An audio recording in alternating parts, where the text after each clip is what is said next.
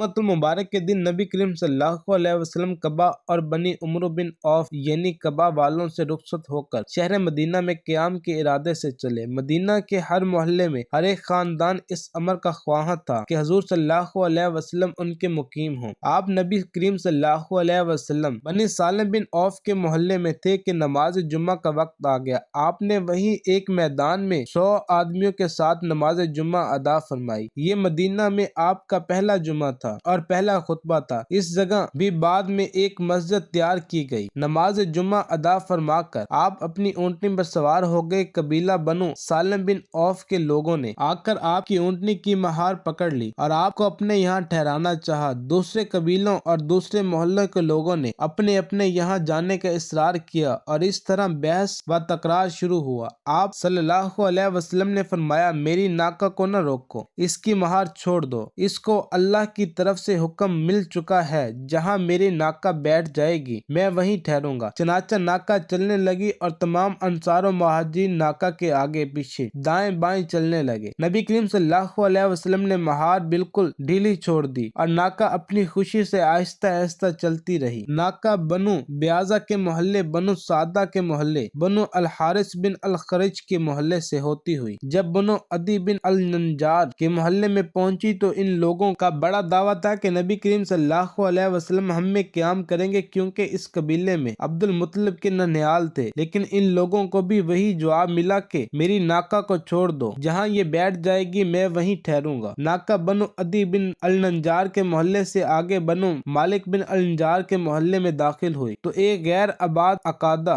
जमीन पर बैठ गई। फौरन फिर खड़ी हो गई। खड़ी होकर कुछ दूर तक चली और फिर खुद ब खुद वापस लौटी और ठीक इसी जगह बैठकर गर्दन जमीन पर डाल दी और दुम हिलाने लगी। नबी करीम सल्लल्लाहु अलैहि वसल्लम इससे उतरे। साथ में अबू अय्यूब अंसारी खालिद बिन जैद का मकान था। वो खुशी खुशी आपका असबाब उठाकर अपने मकान में ले गए। 7 महीनों तक आप सल्लल्लाहु अलैहि वसल्लम ने अबू अय्यूब अंसारी के यहाँ क़याम फरमाया। वो जगह जहाँ नबी करीम सल्लल्लाहु अलैहि वसल्लम की ऊँटनी बैठी थी राफे बिन उमर के 2 यतीम बेटों सहल और सुहेल की मलकियत थी और वो दोनों असद बिन जरारा के ज़ेरे कफालत थे। इस जगह खजूरें फरोख्त करते थे। हुजूर सल्लल्लाहु अलैहि वसल्लम की तशरीफ आवरी से पहले वहाँ मुसलमान नमाज पढ़ते थे और साद बिन जारा इनकी इमामत फरमाते थे। आका दो जहां सल्लल्लाहु अलैहि वसल्लम ने पूछा, ये जमीन किसकी है? लोगों ने बताया, ये सहल और सुहेल की मलकियत है। असद और इसके जेरे कफालत बच्चों ने दिलो जान से सैयद अंसो जान कर दी, लेकिन हुजूर सल्लल्लाहु अलैहि वसल्लम ने इसे कबूल नहीं फरमाया, बल्कि 10 मस्काल सोने के अवज इसे खरीदा और अबू बकर सिद्दीक रज़ियल्लाहु अन्हु के हवाले किया। उन्होंने वो कीमत अदा कर दी। अल्लामा इब्ने हिजरा अस्कलानी, इब्ने साद और बलाजरी ने लिखा है कि ये कीमत अबू बकर सिद्दीक रज़ियल्लाहु अन्हु ने अदा की थी। अबू बकर सिद्दीक के माल से इस जगह की कीमत नबी करीम सल्लल्लाहु अलैहि वसल्लम ने अदा फरमाई। इस जमीन में चंद दरख्त, कुछ खंडर और कुछ मुशरिकों की कब्रें थी। आपने दरख्तों को काटने और मुशरिकों की कब्रों को खोद कर फेंक देने का हुक्म दिया। फिर जमीन को हमवार करके खुद आपने अपने दस्त मुबारक से मस्जिद की बुनियाद डाली। मस्जिद नबी की तामीर में नबी करीम सल्लल्लाहु अलैहि वसल्लम ने दीगर सहाबा कराम के शाना बशाना काम के। सैयदना अबू बकर सिद्दीक भी मस्जिद की तामीर में पेश रहे और अपनी कमर पर पत्थर रख रख कर लाते थे। इब्तिदा में मस्जिद नबी इंतहाई सादा बनाई गई। दीवारें पत्थर और गारे से बनाई गई और छत खजूर के पत्तों की बनाई गई जो बारिश में टपकती थी। हुजूर सल्लल्लाहु अलैहि वसल्लम सहाबा कराम के साथ मिलकर काम करते रहे तो आप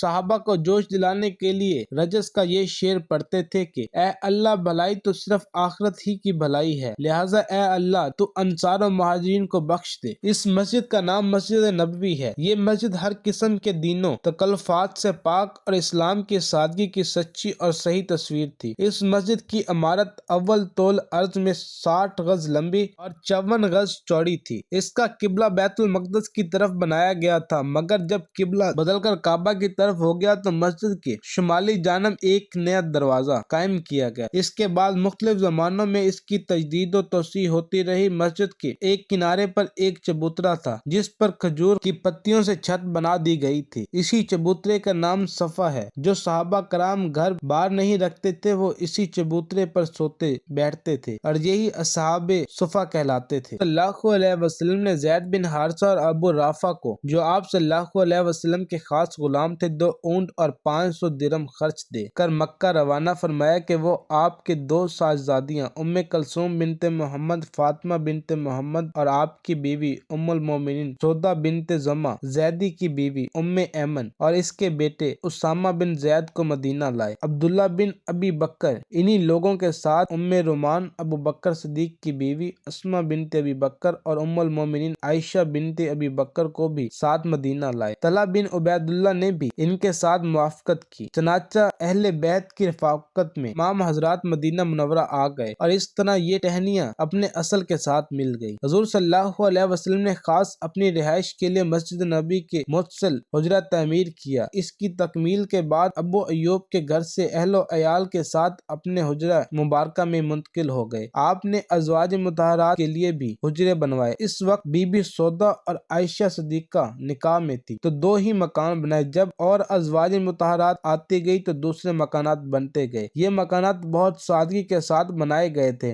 10-10 ہاتھ لمبے، 6-6، 7-7 ہاتھ چوڑے، کچی اینٹوں کی دیواریں، کھجور کے پتوں کی چھت، اور وہ بھی اتنی نیچے کہ آدمی کھڑا ہو کر چھت کے چھو لیتا۔ دروازے میں کواڑ بھی نہ تھے، کمبل ٹاٹ کے پردے پڑے رہتے تھے۔ دوسری طرف بنو حارث بن خزرج کے محلے میں ایک مکان جو حارثہ بن لقمان کا تھا، اس میں ابوبکر صدیق رضی اللہ عنہ کے اہل و عیال رہائش پذیر ہو گئے۔ مدینہ منورہ کی آب و ہوا۔ روایت میں ہے کہ جب مہاجرین مدینہ میں آ گئے، اس جگہ کی ہوا عفونت تھی، انہیں موافق نہ آئی، اکثر مہاجرین بیمار ہو گئے۔ ان میں صدیق اکبر رضی اللہ عنہ، عامر بن قہیرہ اور بلال ابن رباح ایک ہی گھر کے شامل تھے۔ بخار نے انہیں پریشان کر دیا۔ محمد صلی اللہ علیہ وسلم روزانہ ان کی عیادت کے لیے تشریف لاتے۔ ابوبکر صدیق کو اتنا شدید بخار ہوا کہ اس کی زندگی کی امید نہ رہی۔ اس وقت آپ نے یہ اشعار پڑھے: ہر آدمی اس حالت میں اپنے اہل و عیال میں صبح کرتا ہے کہ موت جوتے کے تسمے سے بھی زیادہ قریب ہوتی ہے۔ بلال جب بخار سے آرام پاتے، عتبہ، شیبہ، ام بن خلف اور ان کے ناقب ساتھیوں پر لعنت کرتے، کیونکہ ان لوگوں کی وجہ سے وہ مکہ کی عمدہ ہوا سے محروم ہوئے تھے اور مدینہ کی متفن ہوا میں گرفتار ہوئے۔ صحیح بخاری میں ہے کہ عائشہ صدیقہ گرامی کی یہ حالت دیکھ کر بارگاہ رسالت میں حاضر ہوئیں اور کیفیت عرض کی۔ نبی کریم صلی اللہ علیہ وسلم نے اسی وقت دعا فرمائی: الہی تو مکہ کی طرح یا اس سے بھی مدینہ کی محبت ہمارے دلوں میں پیدا کر، اس کو بیماریوں سے پاک فرما، اس کو سا اور مد میں برکت فرما اور اس کی وبا بخار کو حجفہ میں منتقل کر دے۔ محبوب رب العالمین کی دعا فوراً قبول ہوئی۔ ابوبکر صدیق رضی اللہ عنہ بستر علالت سے اٹھ کھڑے ہوئے اور مدینہ پاک کی آب و ہوا مہاجرین کے لیے مکہ سے بھی زیادہ خوشگوار ہو گئی۔